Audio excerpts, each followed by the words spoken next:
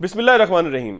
पाकिस्तान के बड़े रोजनामे की सुर्खी है कि हिजान खत्म, आर्मी चीफ की तैनाती का फैसला हो गया। आखिर आर्मी चीफ की तैनाती का हिजान से ताल्लुक क्या है? क्या पाकिस्तान में जमहूरियत इतनी कमजोर है कि किसी इदारे की तकर्रुरी, किसी इदारे के सरबराह की तकर्रुरी हिजान पैदा कर देती है? इसके साथ साथ फवाद चौधरी साहब के बयान का जायजा लेंगे जिसमें उन्होंने खास बयानिया दिया है। यूटर्न बयानिया है या हकीकी बयानिया है? उनका यह कहना था कि सियासी जमातें इदारों को सियासी फैसले का हिस्सा न बनाएं। बहुत अहम बात है। इसके साथ साथ राना सनाउल्लाह ने कुछ देर पहले प्रेस कॉन्फ्रेंस की। उन्होंने कहा कि इमरान खान साहब वापस पार्लियामेंट में आए, मुल्क की मजबूती के लिए काम करें। इसके साथ साथ उन्होंने इस खतरे का इजहार भी किया कि इमरान साहब का कल होने वाला जलसा किसी भी नाखुशगवार वाक़े का सबब बन सकता है। फैसल वाड़ा साहब को भी अदालत से रिलीफ मिला है और भी बहुत सारी बातें हैं। हमारे साथ मौजूद है नज़ीर लगारी साहब, सीनियर सहाफ़ी हैं, तज्ज़ियाकार, उनसे भी पूछेंगे। साथ साथ हमें ज्वाइन किया नसरुल्लाह मलिक साहब ने इस्लामाबाद से, सीनियर सहाफ़ी हैं, तज्ज़ियाकार है, आपको भी प्रोग्राम में हिस्सा बनाएंगे। और साथ साथ नादिया मिर्ज़ा साहिबा हमारे साथ मौजूद हैं, सीनियर सहाफ़ी हैं, एंकर पर्सन है, तज्ज़ियाकार हैं। मेहमानों का शुक्रिया। नज़ीर लगारी साहब, मैं आप ही की तरफ आता हूँ। आखिर आर्मी चीफ की तैनाती एक आंधी क्यों आ जाती है, हिजान क्यों आ जाता है? आखिर क्या हम जो है वो जमहूरियत हमारी कमज़ोर है या जो है वो कल्चर में हमारे रस बस गया है कि हम जो है वो एक तैनाती के ऊपर भी हिजान जो है वो पैदा कर देते हैं? कि ये जो हिजान है, ये हिजान पहले नहीं था। और आप देखेंगे कि जब जनरल अयूब खान का तकर्रुर हुआ उस वक्त कोई हिजान नहीं था। फिर उसके बाद मूसा खान का तकर्रुर हुआ, कोई हिजान नहीं था। याया खान का तकर्रुर था, कोई हिजान नहीं था। अगर इन तमाम तकर्रियों में और तरक्कियों में कोई असूल वादे नहीं थे, कोई चीज वादे नहीं थे, लेकिन हिजान नहीं था। और ज़ियाउल हक के तक बाद जो कुछ भी होता रहा, जनरल असलम बेग आ गया, असलम बेग के बाद जनरल आसिफ नवाज आए, आसिफ नवाज के बाद जनरल काकड़ आए, जनरल काकड़ के बाद जनरल करामत आए, जनरल करामत के बाद जनरल ज़िया आए, जनरल ज़िया के बाद जनरल कियानी आए, जनरल कियानी के बाद राहिल शरीफ आए, राहिल शरीफ के बाद बाजवा आए, बाजवा के बाद अब जो है ये एक हिजान नजर आ रहा है। क्योंकि इन्होंने सियासत में एक हिजान का उनसर दाखिल किया था। चूंकि सियासत में हिजान का उनसर दाखिल किया गया और कहा गया कि हम एक थर्ड ऑप्शन ला रहे हैं, वो थर्ड ऑप्शन ने आकर एक ऐसा हिजान पैदा किया जो उनकी समझ में नहीं आ रहा था और लोगों की समझ में भी नहीं आ रहा था। इसलिए कि मैनिपुलेटेड सियासतदान तो लाए जाते रहे हैं, ऐसा नहीं है कि ये पहले थे, बहुत से और भी लाए गए। अब ये आए, इनके लिए बड़ी फैसिलिटीज की गई। 11 से लेकर अब तक 2022 तक इस पूरे तकरीबन 10-11 साल के अरसे में इनको बहुत प्यार से, बहुत लाड से, बहुत नजाकतों के साथ परवान चढ़ाया गया और फिर इनको इक़्तिदार दिलाने के लिए लाया गया। इक़्तिदार दिलाने के लिए मतलबा जो है वो उनकी तादाद पूरी नहीं थी, पर तादाद पूरी करने के लिए भी बड़े पापड़ बेलने पड़े, जहाज चलाने पड़े और बड़े बाल ये करे, बड़े बड़े इलेक्टेबल्स को पकड़ कर इनके आस्थान में ले जाया गया और वहां पर जो है बड़े बड़े लोगों को वहां से पकड़ा जाता था, इनके पास ले आया जाता, ये सारा कुछ होता रहा। फिर अचानक उन्होंने कहा जी हमने ये काम छोड़ दिया है, हमने ये धंधा छोड़ दिया है। उनको बड़ा अजीब लगा। उन्होंने कहा ये कैसे हो सकता है भाई, आप तो मेरे साथ खड़े थे। तो उन्होंने कहा कि नहीं हम न्यूट्रल, उन्होंने कहा न्यूट्रल बाद में होना, पहले मेरे साथ दो और मुझे आकर वापस लें पोजीशन पर, फिर न्यूट्रल हो जाए। तो उन्हें कोई ये सूरत मंजूर नहीं थी। अब इस वजह से ये हिजान पैदा हुआ। हिजान उनका लाया हुआ था जिन्होंने ये हिजान पैदा किया था। और सियासत में ये पौधा लगाने वाले या इस तरह के और पौधे लगाने वाले, इस तरह के हिजान का अगर मुस्तकबिल में भी कोई ऐसा हुआ तो ये इस तरह के हिजान का सामना करना पड़ेगा। अच्छा लगारी साहब, इस हिजान से जमहूरियत मजबूत होती है कि भी है आपका लाया हुआ है, कमजोर होती है जमहूरियत? इससे जमहूरियत को कोई फर्क पड़ता है या बस एक हिजान है, एक आंधी है जिसने गुजर जाना है आखिरकार? जमहूरियत कहाँ की जमहूरियत, कैसी जमहूरियत, किस जगह की जमहूरियत और कहाँ है? सुनते हैं कि महबूब तेरी भी कमर है, वो किस तरफ है, कहाँ है, किधर है, वो तो हमें जमहूरियत नजर नहीं आती है। ये तो एक अरेंज्ड मैनिपुलेटेड जमहूरियत होती है और एक रिग्ड इलेक्शन के जरिए होती है और एक ऐसे इलेक्शन के जरिए जहां नताइज तब्दील कर दिए जाते हैं, आर्टिस्ट मशीनें बिठा दी जाती हैं, फिर एक जमहूरियत का एक पौधा लगाया जाता है, फिर उसको उखाड़ दिया जाता है, फिर लगा दिया जाता है, फिर उखाड़ दिया जाता है। यह सिलसिला चल रहा है। और देखें कि अल्लाह करे कि इस मुल्क के अंदर जो वो कहा गया है कि हम न्यूट्रल हो गए हैं और हमारा सियासत से कोई ताल्लुक नहीं है और मुल्क का मुस्तकबिल जमहूरियत है, खुदा करे कि ये सच्ची बात हो और खुदा करे कि इस पर अमल होता रहे ताकि सियासतदान खुद अपने पैरों पर खड़े होकर सियासत कर सकें किसी बेसाखी के जरिए। और खुदा करे कि तमाम इदारे अपने अपने दायरे कार में चले जाएं आप उनके अपने दायरा कार में चले जाने से इस तरह के मसाइल फिर पैदा नहीं हो। लगारी साहब, मैं जरा मलिक साहब से भी पूछ लूं। मलिक साहब, लगारी साहब ये कहते हैं कि खुदा करे, यानी कि वो दुआ कर रहे हैं कि पाकिस्तान में इदारे अगर न्यूट्रल होने का ऐलान करें तो न्यूट्रल रहें। आपको लगता है कि ये देरपा मामला है? पुराने चीफ की जो तकरीर है वो नया आने वाला चीफ उसको टो करेगा उस पॉलिसी को न्यूट्रल रहने की? देखिए, मैं समझता हूं कि ये कहना कि इदारे मुकम्मल तौर पर न्यूट्रल हो जाएंगे और उनका मुल्की सियासत से, मुल्की मामलात से कोई ताल्लुक नहीं होगा, ये बात शायद दुरुस्त नहीं है। मेरे ख्याल में जो जनरल कमर जावेद बाजवा, जो आर्मी चीफ, जो उनकी लास्ट स्पीच थी, अपनी अलविदाई स्पीच में जो बातचीत वो कर रहे थे, उसमें उन्होंने कहा कि सियासत के अंदर जो है वो मुदाखलत जो है वो ये हमने फ़ैसला किया है कि अब बतौर इदारा फ़ौज नहीं करेगी। लेकिन फ़ौज पाकिस्तान के अंदर एक बड़ी स्टेक होल्डर है। आपकी इस्टेब्लिशमेंट जो है वो इंटरनल और एक्सटर्नल सिक्योरिटी के हवाले से उसकी बड़ी अपनी एक इम्पॉर्टेंस है। मसला क्या होता है? मसला ये होता है कि इसमें कोई शक नहीं, नज़ीर लगाई साहब जो बात कर रहे हैं कि फ़ौज का काम सियासी जमातें बनाना, सियासी जमातें तोड़ना नहीं है। फ़ौज का काम किसी हुकूमत को गिराना, किसी की हुकूमत बनाना, ये फ़ौज का काम नहीं है। अगर फ़ौज इससे अपने आप को अलग कर रही है तो बड़ा खुशाइंद भी है और मुल्क में जमहूरियत के लिए और सियासी जमातों के लिए भी ये एक नेक शगुन होगा। लेकिन असल बात क्या है? असल बात ये है कि जो बड़े इश्यूज़ हैं, देखिए अब इकानमी की हम बात करते हैं, जब इकानमी के हवाले से सियासी जमातें खुद चल कर जाती हैं और आर्मी चीफ से कहती हैं, इमरान खान साहब खुद कहते रहे, बारहा ये बात कहते रहे कि हम आर्मी चीफ से कहते थे वो हमारे लिए मलेशिया गए, वो हमारे लिए चीन गए, वो हमारे लिए सऊदी अरब गए, उन्होंने IMF के साथ बातचीत की।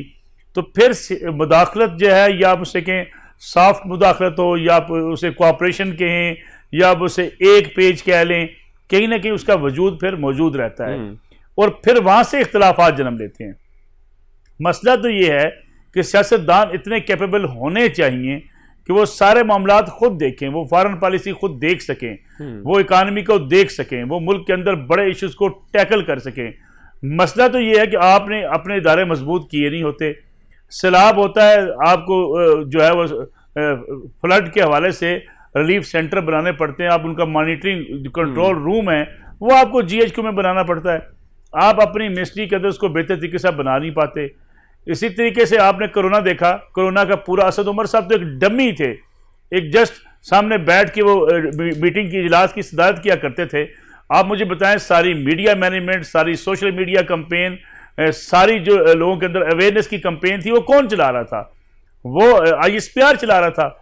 अब जब आप अपना काम नहीं करते और फिर जब दूसरे की तरफ आप जाते हैं काम करवाने के लिए, फिर आप कहते हैं दरमियान में जो है वो मुदाखलत भी हो रही है।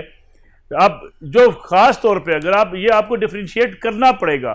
मैं समझता हूँ पाकिस्तान की सियासत के अंदर फौज की मामलत से, फौज के साथ मिल के लोग इक़्तिदार में आते रहे हैं और ये माजी में हमने तल्ख तजर्बे किए हैं। लेकिन जिस तरीके से इमरान खान साहब ने हुकूमत में आने के बाद सारे मामला इस्टेब्लिशमेंट के हवाले कर दिए थे, ऐसी पाकिस्तान की सियासी तारीख में कहीं मिसाल नहीं मिलती। इमरान खान साहब खुद ये बात मानते हैं कि कौमी असम्बली के अरकान की तादाद पूरी करने के लिए, बजट इजलास में लोगों की हाजिरी को यकीनी बनाने के लिए हमें एजेंसीज की मदद की जरूरत पड़ती थी। भाई आपको किसने मना किया था MNA से ना मिले? आपको किसने कहा था कि आप पोलिटिकल पार्टीज के पास ना जाएं? जब आपके खिलाफ अदम एतमाद की तहरीक आ गई तब आप जूते उठा के भागना शुरू हुए।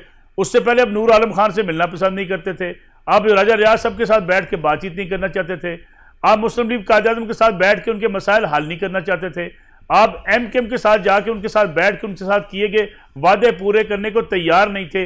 लेकिन आप चाहते थे एक पेज हो, वो लोगों को हाँक के आपके सामने लाके खड़ा कर दें। तो मैं समझता हूँ जहाँ इस्टेब्लिशमेंट अपने आप को पुल आउट करना चाहती है सियासत से, वहाँ सियासतदानों को भी तय करना पड़ेगा कि वो अपने मामलात खुद हल करेंगे, खुद तय करेंगे, गवर्नेंस बेहतर करेंगे और गवर्नेंस बेहतर करने के लिए वो दूसरी तरफ नहीं देखेंगे।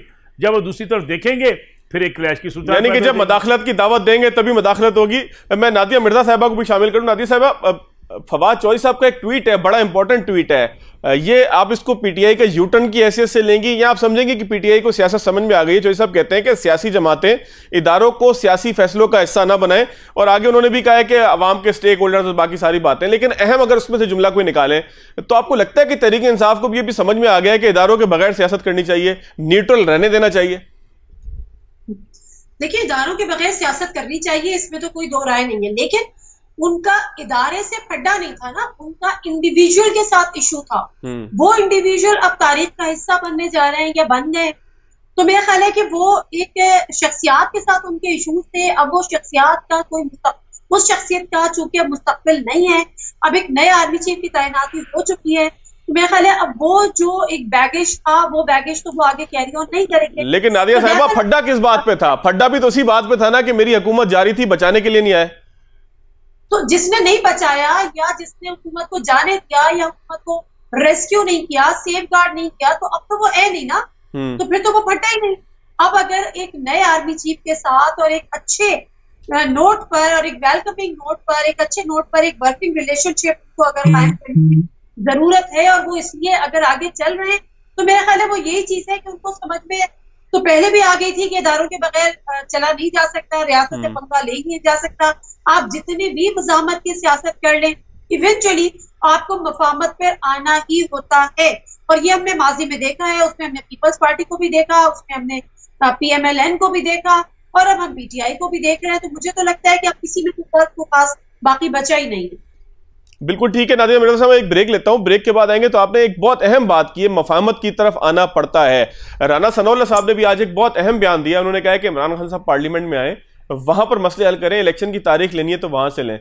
नज़ीर लगारी साहब के सामने सवाल छोड़ के जा रहा हूं कि अगर PTI मफाहमत की तरफ आ जाए तो मुल्क का जमहूरी मुस्तकबिल आगे कुछ आपको महफूज दिखाई देता है? ब्रेक के बाद बात करेंगे।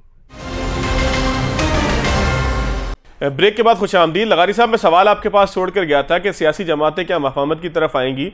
फवाद चौधरी साहब के बयान के तनाजुर में आप देखें और राना सनाउल्लाह साहब ने जो कहा, उन्होंने कहा कि इमरान खान साहब पार्लियामेंट आए तो खान साहब जाएंगे पार्लियामेंट, मफाहमत का कोई खिड़की रास्ता खुलता हुआ देखें ना आप?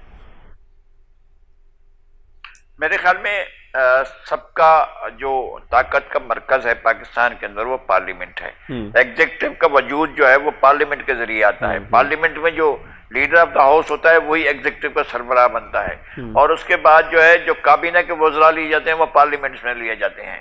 अब अगर हम पार्लियामेंट को मजबूत बनाते हैं और इधर उधर नहीं देखते हैं कि हमारे लिए भाई वो कह रहे हैं कि साजिश अगर की नहीं थी तो फिर आप जो आ तो जाते ना, इसको जो साजिश थी वो नाकाम से बनाते हैं। भाई किसकी साजिश थी, कौन कर रहा था, वो साजिश का बयान ही गलत था। तो अब ऐसी चीजों के लिए आप मदद के लिए बुला रहे थे कि जी आए हमारी मदद, तो आपकी मदद को न तो इस्टेब्लिशमेंट आप फौज कहा जाता है, न तो फौज आपकी मदद के लिए आ सकती थी, ना आना चाहिए था, ना पार्लियामेंट के मामलात में उन्हें मुदाखलत करनी चाहिए थी, ना उनको दावत देनी चाहिए थी। ये उनका दावत देना ही गलत था और उनका ये कहना ही गलत था कि जी मुझे बचा लिया जाता।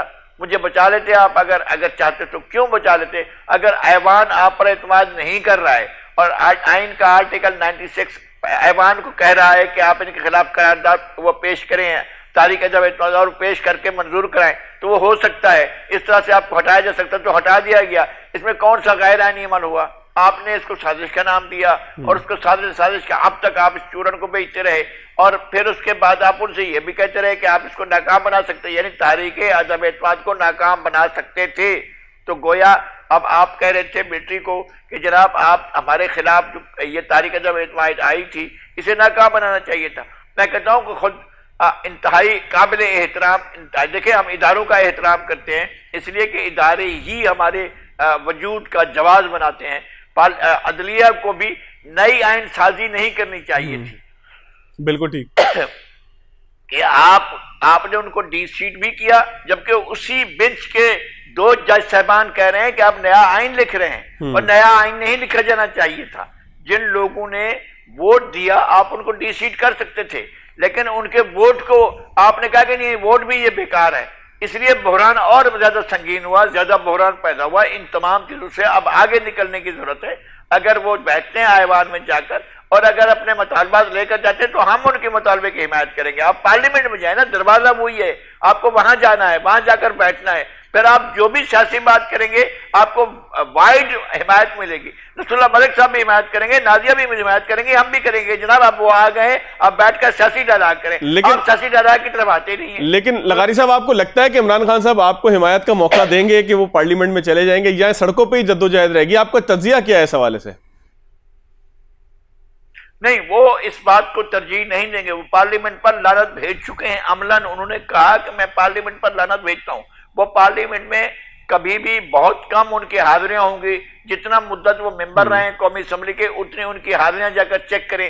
सबसे कम हाजिरियां अगर पाकिस्तान में किसी होंगी तो इमरान खान साहब की, इसलिए कि पार्लियामेंट को वो तौकीर नहीं देते हैं और अब भी वो नहीं देंगे। अब वो इस बात में तलाश करके कौन अपना कंधा पेश करता है, कौन अपना बाजू पेश करता है, कौन मुझे कंधे पर उठाता है, कौन मुझे साथ लेकर चलता है, कौन मेरी उंगली पकड़ता है और कौन उंगली पकड़कर मुझे ऐवान इक़्तिदार में ले जाता है। और फिर मैं शेर हो जाऊंगा, फिर मैं किसी की बात नहीं मानूंगा, फिर मैं सुनूंगा किसी नहीं, फिर मैं अगर पार्लियामेंट में कोई मसला आ गया तो फिर मिन्नतजारी कर लूंगा, फिर पीछे हट जाऊंगा। ये सारा कुछ उन्होंने सोचा हुआ।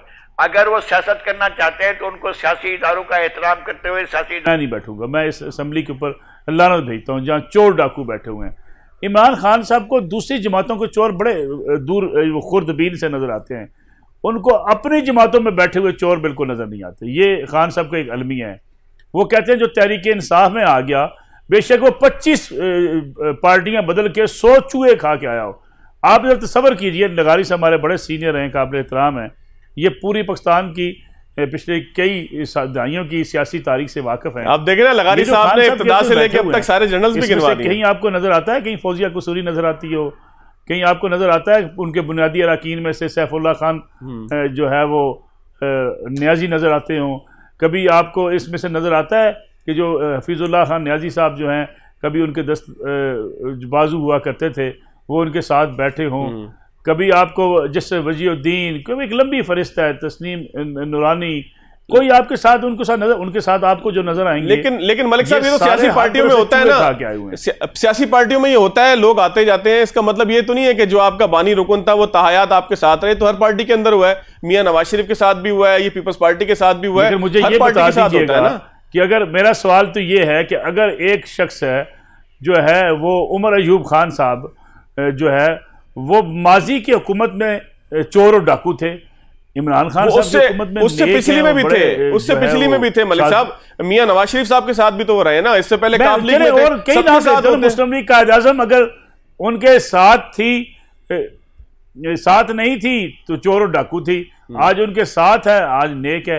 खान साहब उस एक ऐसे एक माहौल में जा चुके हैं, उस तखीलाती दुनिया में जा चुके हैं जहां इंसान अपने दायरे में बैठे हुए अपने मुरीदैन को समझता है ये तो बड़े नेक लोग हैं, बाकी सारे चोर डाकू हैं। इसलिए खान साहब ऐसी असम्बली में वापस नहीं जाएंगे। वो चाहेंगे सड़कों पर रहें, वो चाहेंगे एहतजाज करते रहें, वो चाहेंगे इस दौरान इलेक्शन आ जाएं।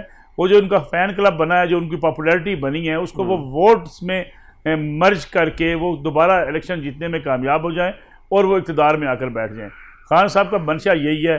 बाकी रही बात कि खान साहब पाकिस्तान को रियासत मदीना बनाना चाहते हैं, बड़ी एक वो रियासत जो है बनाना चाहते हैं जहाँ इंसानी हकूक़ का तहफ़्फ़ुज़ होगा, जहाँ हर गरीब आदमी को खाना मिलेगा।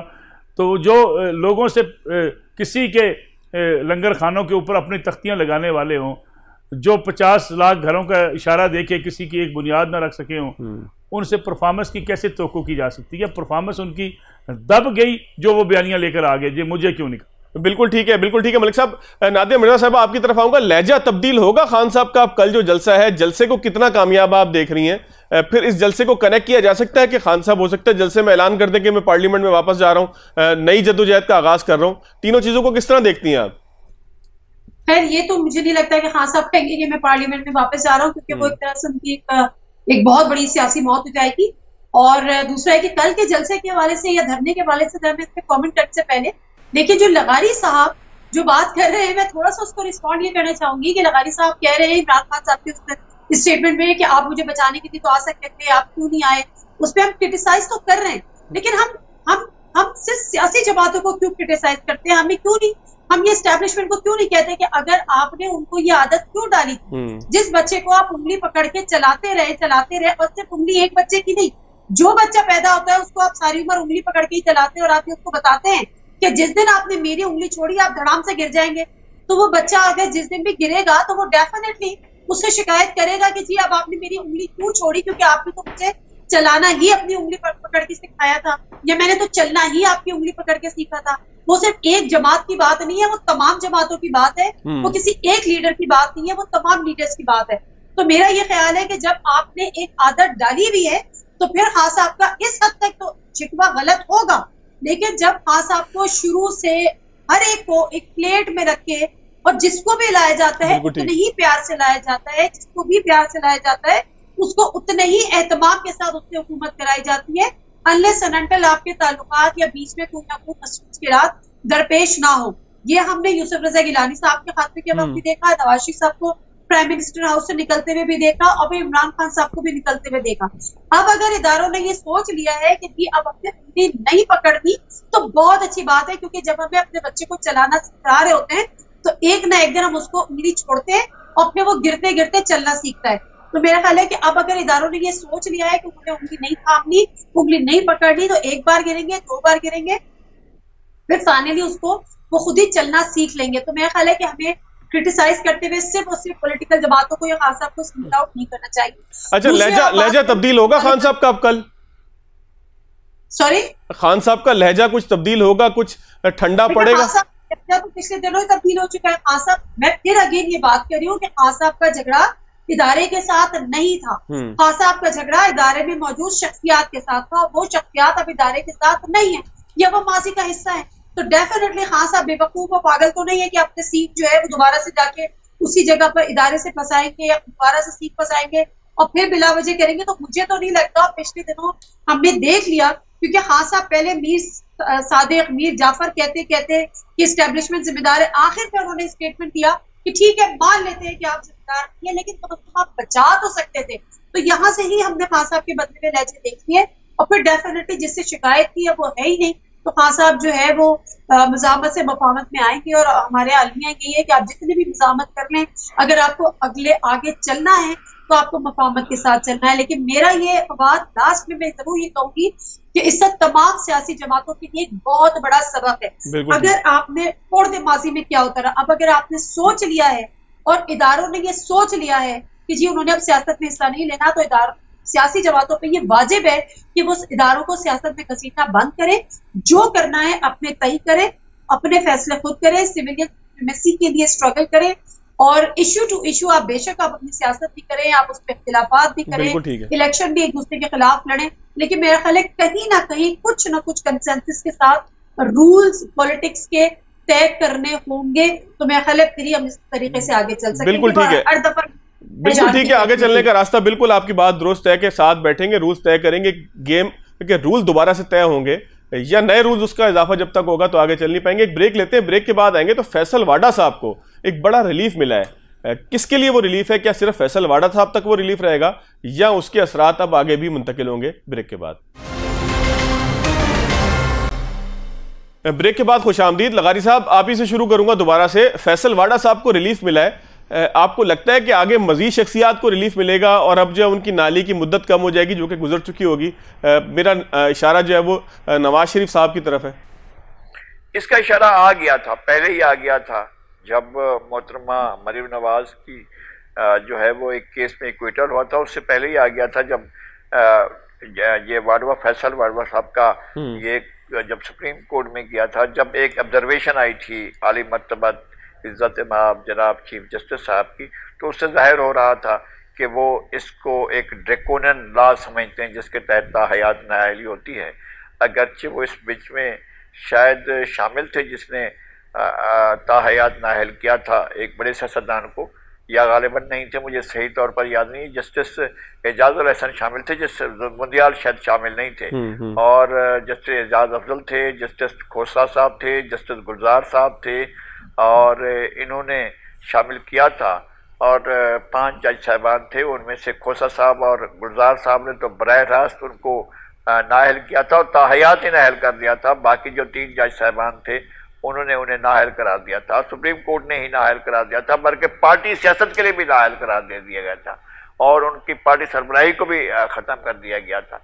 तो अब ये रास्ता उसी तरह के मामले में खुल रहा है और मैं समझता हूँ कि ये जाएगा उस तरफ को और एक एग्जाम्पल कायम होगी, एक प्रेसिडेंट बन गई है, एक नज़ीर आ गई है। और इस तरह से फैसल वाडा साहब को, अच्छा फैसल वाडा से पहले भी ऐसा हो चुका है, ये नहीं है कि ये पहली मिसाल है।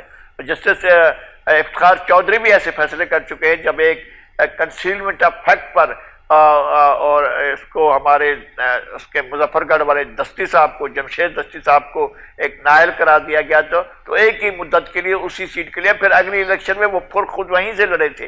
तो ये मौका फिर वाडा साहब के लिए भी खोला गया है और मेरे ख्याल में मियां नवाज शरीफ साहब के लिए भी ये रास्ता खोला जाएगा, मेरा एक अंदाजा है। मैं लगारी साहब दोबारा आपकी तरफ आऊंगा, इख्तिताम आप ही से करूंगा। मलिक साहब, लगारी साहब कहते हैं कि रास्ता खुल गया है, वाडा साहब जिस रास्ते पे चल पड़े हैं वो आगे चल के मियां नवाज शरीफ को भी मिलना है। तो ये डील का तासुर नहीं मिलता आपको? क्योंकि राना साहब का बयान आज बड़ा अजीबोगरीब था कि हमने फैसला किया है कि मियां साहब को जो है वो इलेक्शन से पहले बुलवा लेंगे। मतलब इसका मतलब मियां साहब बीमार तो नहीं है ना? देखिए, मैं समझता हूँ कि अगर आप ये कहें कि मियां नवाज शरीफ बीमार हैं और वो ट्रैवलिंग के काबिल नहीं हैं तो ये बात तो दुरुस्त नहीं है। मियां नवाज शरीफ यूरोप के सफ़र पर गए हैं। मियां नवाज शरीफ रोज़ाना लोगों से मुलाकातें करते हैं। वो मेरे ख्याल में पाकिस्तान भी आ सकते हैं। जब वो यहाँ से गए थे उनकी तबीयत ख़राब थी, उनके प्लेटलेट्स डाउन थे, इसमें भी कोई इनकार नहीं। लेकिन ये कहना कि उनके सिर्फ प्लेटलेट्स डाउन थे इसलिए वो मुल्क से बाहर गए थे, ये भी दुरुस्त नहीं है। मोरल डाउन हो गया था सारे सच बोलना और सच सुनना सीख जाएं तो हमें इस बात का इदराक होना चाहिए कि जो सियासी फैसले होते हैं वो हुक्मरान या अपोजिशन की जमातें वो अवाम के सामने कम आने देती हैं। इमरान खान साहब को भी पता था कि मियां नवाज शरीफ को बाहर क्यों भेजा जा रहा है। मियां नवाज शरीफ साहब को भी इल्म था कि वो बाहर क्यों जा रहे हैं, बाहर क्यों क्याम करेंगे। मसला ये था कि उस वक्त की हुकूमत ये चाहती थी, इस्टेब्लिशमेंट और हुकूमत एक पेज पर थे, वो चाहते थे कि मियां नवाज शरीफ को मुल्क से बाहर भेज दिया जाए और मियां नवाज शरीफ जाना चाहते थे। अब मसला ये था कि हुकूमत ये समझती थी कि हर रोज़ कभी सर्विसेज हॉस्पिटल में मीडिया आ रहा है, कभी सियासतदान मिलने जा रहे हैं, कभी कोट लखपत जेल के बाहर मेला लगा हुआ है, तो खबरों में मियां नवाज शरीफ इन थे। यानी आप टीवी चैनल उस ज़माने के निकाल के देख लें, हर हेडलाइन में शामिल थे, हर अखबार की हेडलाइन में वो शामिल थे। तो ये फैसला किया गया कि मियां साहब अगर जाना चाहते हैं इनको किस तरीके से बाहर भेज दिया जाए, वो बाहर जाके बैठ जाएं और जब फिर कभी आगे बातचीत बनेगी तो वो पाकिस्तान वापस आ सकेंगे। तो मेरा ख्याल है कि अब माहौल बन गया है, वो वापस आ जाएंगे। अब वो रुकावटें दूर हो गई हैं और ये कहना कि सिर्फ इमरान खान साहब के साथ इस्टेब्लिशमेंट की कोई नाराज़गी हुई थी, ये बात दुरुस्त नहीं है। असल नाराज़गी तो मियां नवाज शरीफ के साथ शुरू हुई थी। जब मियां नवाज शरीफ को इक़्तिदार से निकाला गया था, इमरान खान साहब को लाया गया था। अब इस हकीकतों से हम कैसे आंखें बंद कर लें? बिल्कुल ठीक है। इमरान खान साहब उस वक्त बतौर टूल इस्तेमाल हुए थे और नवाज शरीफ साहब को निकालने में उनका ये बड़ा हाथ था, किरदार था कि उन्हें निकाला जाए इक़्तिदार से। और वो लोगों से मिल बैठ के जो जवेद हाशमी साहब ने बातें की हैं, कोई गलत बातें हैं। ये 2018 के इलेक्शन से पहले मियां नवाज शरीफ की नायली से पहले इमरान खान साहब ऐसे कंधे पे हाथ मार के कहा करते थे कि उन्होंने सब कुछ फैसला कर लिया है, सुप्रीम कोर्ट नायल कर देगी नवाज को और इसको सियासत से निकाल देगी। और क्या आपने, मैंने, नज़ीर लगारी साहब ने और नादिया मिर्ज़ा साहबा ने ये बातें नहीं सुनी हुई कि अब दो ख़ानदानों की सियासत का खात्मा हो गया इस मुल्क के अंदर, अब इनको अब सियासत नहीं करने दी जाएगी। तो मेरे ख्याल में अब चीज़ें बदल रही हैं। इमरान खान साहब को भी एहसास हो जाएगा कि अब उनके लिए वो छतरी अवेलेबल नहीं है। अब मैदान में मियां नवाज शरीफ भी होंगे, इमरान खान साहब भी होंगे, बिलावल भी होंगे, जरदारी साहब भी होंगे। जिसका घोड़ा जीतेगा वो इक़्तिदार पर जाके बैठेगा। बिल्कुल ठीक है। इमरान खान साहब के लिए वॉक ओवर नहीं है, खुला मैदान नहीं है। अब इमरान खान साहब के लिए सिस्टम को नहीं बिठाया जाएगा। अब लोगों की टिकटें वापस करवा के इमरान खान साहब वाला झंडा जो तिरंगा लोगों के गले में नहीं डाला जाएगा कि शाम को जनूबी पंजाब महाज जो है वो फौरी तौर पे आके शामिल हो जाएगा, जहांगीर खान साहब का त्यारा इलेक्टेबल्स को उठा के बनी गाला ले आएगा। ये चीज़ें मुयस्सर नहीं होंगी। बिल्कुल ठीक। मेरे ख्याल में जब इलेक्शंस होंगे तो फिर खान साहब को ये सारी चीज़ें तमाम सियासी जमातों को ओपनली फेस करनी होंगी। अच्छा, नादिया मिर्ज़ा साहब, NRO 2 हो चुका है, मियां साहब को मिल चुका है। मियां साहब कितना बड़ा खतरा होंगे खान साहब के लिए इलेक्शन कैंपेन में? देखिए, फिलहाल तो कोई खतरा नहीं होंगे। दूसरी बात ये कि ज़ाहिर है अभी डिपेंड ये करता है कि उन्होंने क्या गवर्न किया और क्या डिलीवर किया। नसरुल्लाह मलिक साहब जो भी कह रहे हैं ना कि अभी इमरान खान साहब को वो अम्ब्रेला मुयस्सर नहीं होगी, तो मेरी तो दुआ है कि ये अम्ब्रेला किसी को भी मुयस्सर ना हो, क्योंकि चाहे 2008 के इलेक्शन पे हमने देखा कि वो अम्ब्रेला पीपल्स पार्टी को मुयस्सर थी, 2013 में वो अम्ब्रेला नून लीग को मुयस्सर थी, 2018 में वो अम्ब्रेला PTI को मुयस्सर थी। तो सब इससे फैसिलिटेट हो चुके हैं, सबने वो भुगत लिया और अब अल्लाह ये करे कि वो अम्ब्रेला किसी भी सियासी जमात को मुयस्सर ना हो। दूसरी बात, जो ज़िमनी इंतखाबात हो चुके, चाहे 16 जुलाई के 17 अक्टूबर के, अगर मैं डेट्स मिक्स नहीं कर रही हूँ, तो उसमें भी खान साहब ने बगैर उस अम्ब्रेला के इलेक्शन लड़के देख लिया। तो मेरा ये ख्याल है कि पिछले 6-7 महीने की सियासत से इमरान खान साहब को थोड़ा बहुत समझ में आ गया होगा कि बगैर अम्ब्रेला की पॉलिटिक्स किस तरह से की जाती है और बगैर अम्ब्रेला के इलेक्शन किस तरह से लड़े जाते हैं। तो दुआ तो यही है कि अब ये अम्ब्रेला किसी को भी मुयसर ना हो। फिर वही वाली मैं बात कर रही हूँ कि सिविलियन सुप्रीमेसी के साथ हम आगे बढ़े। अच्छा, बाकी आप NRC-2 की कुछ बात कर रहे हैं तो वो तो हमारे सामने है। नवाज शरीफ साहब की वापसी, देखिए नून लीग को नवाज शरीफ साहब की जरूरत है to run the election campaign. उसकी वजह यह है कि मरियम नवाज साहिबा को उन्होंने इस्तेमाल करके देख लिया। वो एक अच्छी क्राउड पुलर तो है, लोग उनको देखने तो आ जाते हैं, लेकिन उनको देख के लोग PMLN को क्या वोट देंगे, ये एक बहुत बड़ा सवाल है। उसका एक्सपेरिमेंट उन्होंने करके देख लिया। अच्छा। अब नवाज शरीफ साहब के साथ उनकी सारी उम्मीदें वाबस्ता हैं, लेकिन सवाल ये है कि अभी वो गवर्नमेंट में है, अगर वो डिलीवर नहीं कर पाएंगे तो चाहे वो नवाज शरीफ साहब आके कैंपेन रन कर लें या उनके बच्चे आके कर लें या मरियम नवाज कर लें या सब मिलके कर लें, अगर आपने डिलीवर नहीं किया तो आप नेशनल आपकी कैंपेन में आप क्या नारा लगाएंगे, क्या स्लोगन लेके अवाम के पास जाएंगे। इसीलिए हम कहते हैं कि अगर इमरान खान साहब को 3.5 साल के बदले 5 साल मुकम्मल करके अवाम के पास जाने दिया जाता तो मेरा ख्याल है कि इमरान खान साहब के पास भी कुछ भी नहीं होता अपनी इलेक्शन कैंपेन को रन करने के लिए और अपना स्लोगन इलेक्शन कैंपेन को बनाने के लिए, क्योंकि हमने और आपने देखा कि वो कोई खास डिलीवर नहीं कर पाए। तो मेरा ख्याल है कि अगर वो डिलीवर नहीं कर पाएंगे तो इनके पास चाहे वो नवाज शरीफ आ जाए या कोई भी आ जाए, वो इलेक्शन उनके लिए कम से कम जीतना उस तरीके से जिस तरह से उनकी एक रिवायत रही है या पंजाब स्वीप करने की उनकी जो ख्वाहिश और आदत रही है, वो उस तरह से मुकम्मल नहीं हो पाएगी अनलेस एंड अनटिल 5-6 महीने हैं। घोड़ा भी इधर ही है और जिसको कहते हैं कि घुड़सवार भी है, सब कुछ है, घोड़ा है, लेवल प्लेइंग फील्ड है। डिलीवर कर दे और आवाम के पास चले जाए, बता दे कि हम ये किया है, आगे जाके हम ये और करेंगे। बहुत शुक्रिया नज़ीर लगारी साहब। मलिक साहब, बिल्कुल वक्त नहीं था, आपसे भी जरूर इस पे कमेंट लेता। नादिया मिर्जा साहब, आपका भी शुक्रिया। इजाज़त दीजिए, अल्लाह हाफिज़।